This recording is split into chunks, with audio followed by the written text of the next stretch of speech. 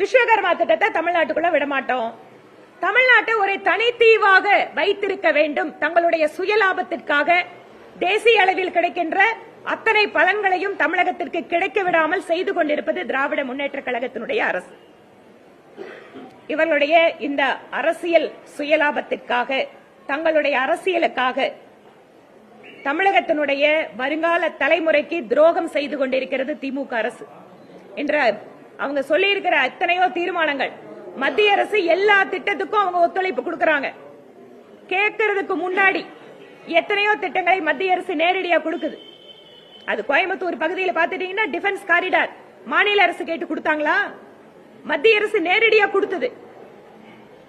அதனால இந்த மாதிரி பொய் குற்றச்சாட்டுகளை வைத்து அரசியல் தொடர்ச்சியாக செய்து கொண்டிருக்காமல், மக்களோட பிரச்சனைகள் இன்னைக்கு என்ன, கோர்ட்டுல கூட கொலை நடக்கிறதை இன்னைக்கு நாம சர்வசாதாரணமா பாக்கிறோம்.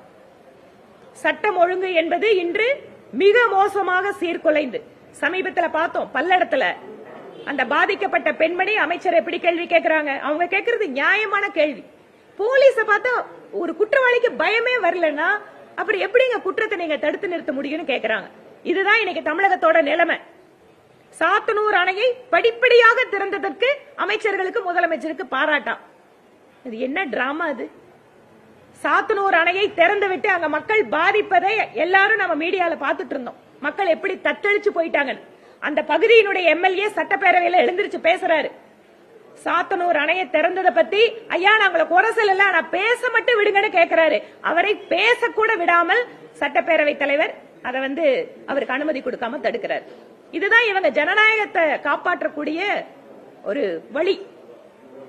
இதையெல்லாம் மறைப்பதற்காக, இவர்களுடைய தவறுகளை மறைப்பதற்காக இன்று செயற்குழுவிலே அத்தனை பொய் தீர்மானங்களை மத்திய அரசுக்கு எதிராக ஏற்றிருக்கிறார்கள். இதை ஒருபோதும் மக்கள் நம்ப போவதில்லை. மக்கள் அவர்களுடைய கோபத்தை 200 அப்படின்னு இன்னைக்கு சொல்றாங்கல்ல, அந்த 200ல 2 பூஜ்ஜியத்தை எடுத்துட்டு கொடுக்க போறாங்க. அதுதான் நடக்க போகுது. திராவிட முன்னேற்ற கழகத்தினுடைய அரசுக்கு மக்கள் நிச்சயமாக சரியான மதிப்பெண்களை வருகின்ற சட்டப்பேரவை தேர்தலில் கொடுக்க போகிறார்கள். எல்லோரும் வாங்க, குழந்தைகள் முதல் பெரியவங்க வர குடும்பத்தோட வாங்க. டேஸ்டா சாப்பிடலாம், குசியா சாப்பிடலாம். அனைவருக்கும் ஓர் இன்ப அதிர்ச்சி. கடை ஸ்பெஷலே வந்துங்கன்னா கொங்கு மண்டல பாரம்பரிய மண் சட்டி நாட்டுக்கோழி வறுவல் தானுங்க ஸ்பெஷல்.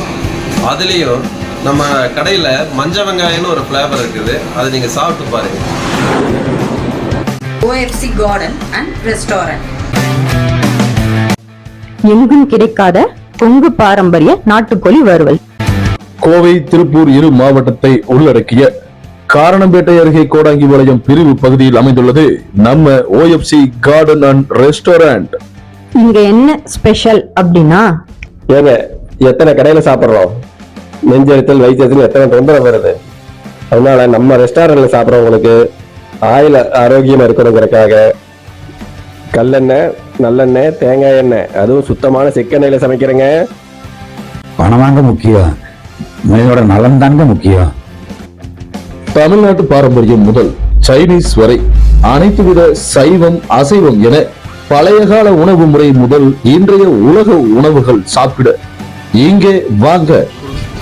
இவ்வளவு ஆரோக்கியமாக சமைத்தாலும் பிற கடைகளை ஒப்பிடும்போது மிக குறைந்த விலையே இங்கு பெறப்படுகிறது. OFC Garden and Restaurant. மேலும் ஆர்டர் செய்ய 9677761961 9514424545.